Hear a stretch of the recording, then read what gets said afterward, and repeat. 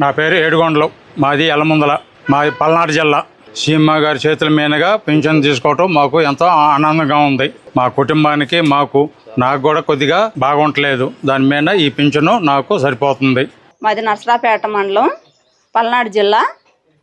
మాది ఎస్టీఎస్సీ మాద కింద ఉంటామండి. మేము ఇట్లాగా వృద్ధాప్య పింఛన్ కోసం పెట్టుకున్నాము. మా ఇంటికి రావటానికి ముఖ్యమంత్రి గారికి ముఖ్యంగా మా వందనాలు తెలియచేస్తున్నాము.